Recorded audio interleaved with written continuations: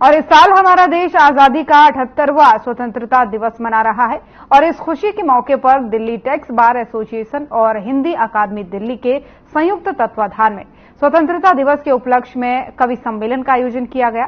इस कार्यक्रम का आयोजन एमके गांधी की तरफ से किया गया, जिसमें मुख्य अतिथि के रूप में बार काउंसिल के चेयरमैन सूर्या प्रकाश खत्री के साथ बार काउंसिल के सचिव राकेश मिश्रा और बार काउंसिल के सदस्य मुरारी तिवारी मौजूद रहे। इस कार्यक्रम में लोकप्रिय कवि अरुण जैमिनी और प्रवीण शुक्ला ने अपनी प्रस्तुति से 4 चांद लगा दिए। आपको बता दें कि दोनों कवियों और अतिथियों को एमके गांधी ने जो है सम्मानित किया। वहीं इस कार्यक्रम ने देशभक्ति की ओर से जो है लोगों को जागरूक किया और देश के प्रति उनके कर्तव्य को एक बार फिर से याद दिलाया।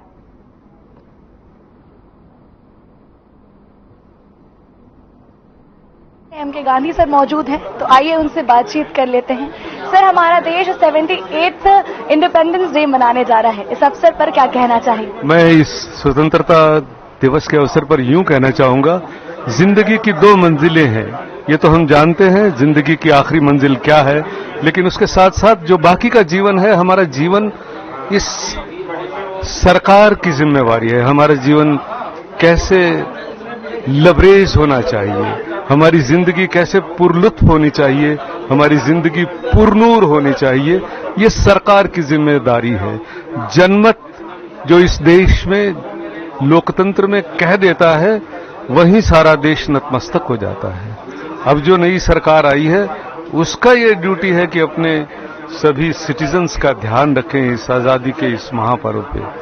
कैसे महिलाओं की सुरक्षा हो, कैसे अहिंसा वाला समाज बने, कैसे झगड़े आपस में कम हो। हम लोग 140 करोड़ हैं, हर थोड़ी दूर जाकर के भाषा बदल जाती है, अलग अलग जटिल समस्याएं हैं, अलग अलग धर्मों के लोग रहते हैं। तो ये सरकार का ड्यूटी है एक समन्वय बनाकर चले, ताकि समन्वय से सबका विकास होता है। अलग अलग समुदायों के लोग आपस में बटे हुए हैं, इसलिए जरूरी है कि ये सरकार की जिम्मेवारी है हमारी जिंदगी कैसे खुशनुमा बने। सर, इतने सुंदर, इतना खूबसूरत कवि सम्मेलन का आपने आयोजन किया, इसका मुख्य उद्देश्य क्या था, मैं आपसे जानना चाहूंगा। इसका एक ही उद्देश्य था, कैसे मूल्यों को वकील समुदाय समाज में प्रतिस्थापित करे। और मैंने एक छोटी सा एक बात कही थी, 1 और 1 होते हैं 2, ऐसा कहते हैं आम नर नारी। 1 और 1 होते हैं 3, ऐसा कहते हैं व्यापारी। 1 और 1 होते हैं 11, ऐसा कहते हैं सिद्धहस्त। 1 और 1 होते हैं 1, ऐसा कहते हैं इश्क परस्त। वकील समुदायों की तो इश्क परस्त वाली बात है, और हर प्रश्न का उत्तर ये होना चाहिए मानवता। कोई भी पीड़ित व्यक्ति उनके पास यदि अपनी समस्या लेकर जाए, उसको गले से लगाएं और उसकी समस्या का उसको समाधान करें, ताकि उसका जीवन सुखमय बन सके। सर, आप खुद कविता कहते हैं, तो मैं चाहूंगी इस अवसर पर, इंडिपेंडेंस डे स्वतंत्रता दिवस के अवसर पर, आप 2 पंक्तियां कहें। बदल रहे हैं। मैं कविता यूं कहूंगा, दबे पड़े हैं हम। एक मिनट, सॉरी। दबे पड़े हैं अपनी इस जर्रा भर नॉलेज पर, अहंकार से तबे पड़े हैं। इसीलिए कहता हूं तुमसे, और कब तक दुख सहोगे, और कब तक दुख सहोगे। अब नहीं बोले फिर भला तुम कब कहोगे, बहुत सुंदर। अंत में इस अवसर को सेलिब्रेट करने के लिए, मनाने के लिए युवाओं को क्या संदेश देना चाहिए? युवाओं को ये संदेश देंगे कि हमारे देश में युवा शक्ति जो बहुत बड़ी ऊर्जा है, उनको कैसे युवा शक्ति की इस एनर्जी को देश के रचनात्मक कार्यों में लगाया जाए, ये सरकार का दायित्व है। कैसे देश के करोड़ों युवाओं को हाथों में काम दें, ताकि हम देख रहे हैं हमारे युवाओं में कोई कमी नहीं है। शिक्षा का क्षेत्र हो, टेक्नोलॉजी का क्षेत्र हो, इकोनॉमिक्स हो, खेल हो, सब में हमारे युवा आगे हैं, लेकिन उनके पास साधनों की कमी है, उन तक साधन नहीं पहुंच पाते।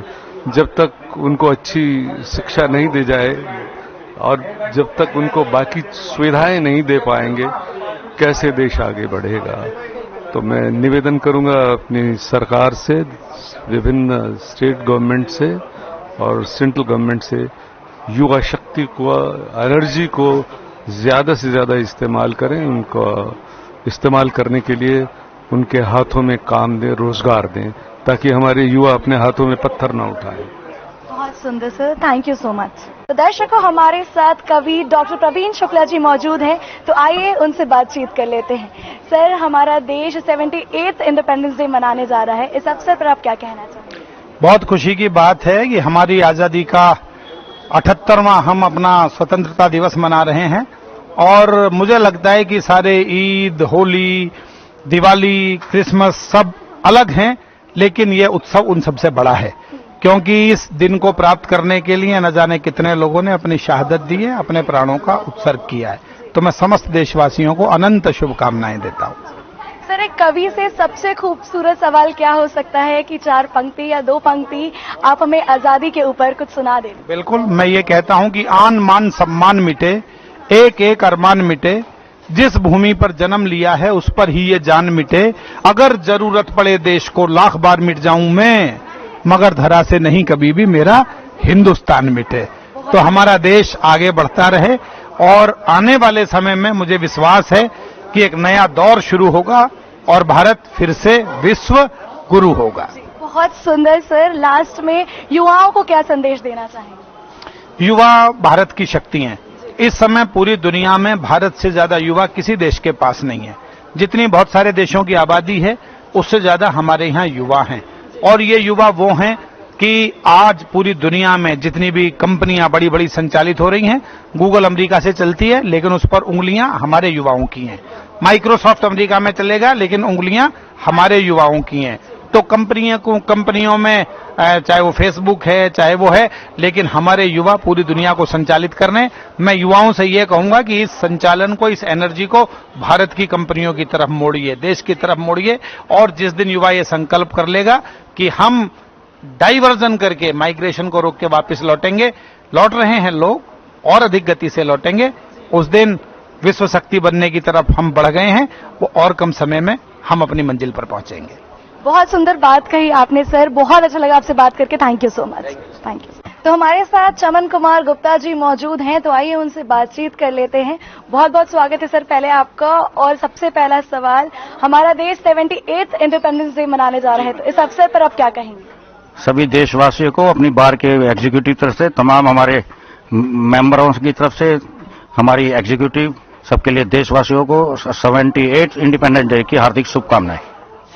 सर, इतना खूबसूरत यहाँ पे कवि सम्मेलन का आयोजन किया गया था, इसका मूल उद्देश्य क्या था, मैं आपसे जानना चाहूंगी। मैडम, जब से हमारी बार बनी है, आज 60 इयर्स ओल्ड बार हमारी है, तो हम हर साल हर वर्ष इसी तरीके से कवि सम्मेलन करते हैं और अच्छे चीफ गेस्ट बुलाते हैं और लर्न अपने जो हमारे रिनोवेट कवि होते हैं उनको हम यहाँ पर बुलाकर अपना हर्षोल्लास करते हैं और इंडिपेंडेंस डे मनाया जाता है हमारे यहाँ।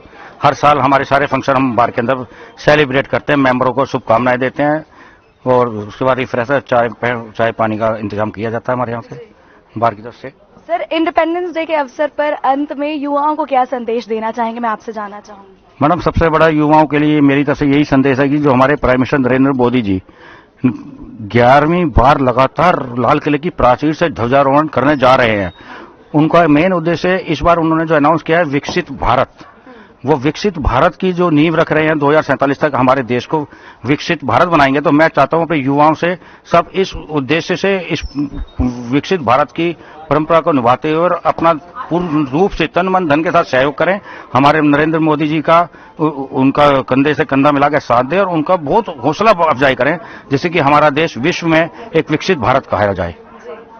बहुत सुंदर सर, बहुत अच्छा लगा आपसे बात करके, बहुत बहुत धन्यवाद। Thank you.